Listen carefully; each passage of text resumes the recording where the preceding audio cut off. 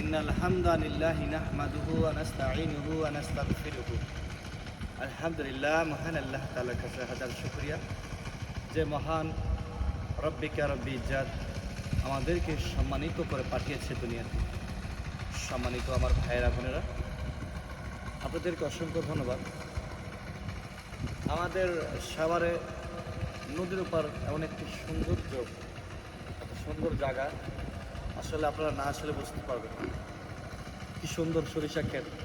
আল্লাহ তাআলা আসমান জমিন পাহাড় পর্বত নক্ষত্র কত সুন্দর সৃষ্টি করেছে। এই পৃথিবী আল্লাহ তাআলা সৃষ্টি করেছেন। আল্লাহ তাআলা বলেছেন, হে বান্দা, তুমি ভ্রমণ করো, বিভিন্ন জায়গা যাও। আমি আল্লাহ তাআলা যে আসমান এবং জমিন তৈরি করেছি, এগুলো তোমরা দেখো, অনুভব করো আমি আল্লাহ যে কত মহান। সমুদ্রের দিকে তাকান না, মাইলের উপর মাইল সমুদ্র দেখা যায় না, এক কিনার থেকে আরেক কিনার। তারপরে আসমান ছোঁয়া যায় না, জমিন যত নিচের দিকে আপনি গভীরে যান না কেন না, আপনি মাটির কোনো কুল পাবেন না, নিচের কোনো কুল পাবেন না। এই পানি কে দিল? আসমান থেকে রোদ আসতেছে, সূর্যের আলো পড়তেছে, কে দিল? চন্দ্রের চাঁদের আলো পাচ্ছি, চাঁদের সৌন্দর্য দেখতেছি আমরা রাতের বেলা, কোথা থেকে পেলাম? এত সুন্দর প্রকৃতি কে দিয়েছে?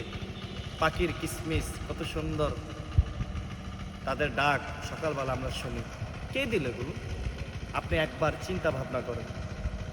অনেক নাস্তিকরা আছে বাংলাদেশে না, সারা পৃথিবীতে অনেক নাস্তিক আছে যারা নাকি বলে যে অদৃশ্য বলতে কিছু নেই, আল্লাহ বলতে কিছু নেই।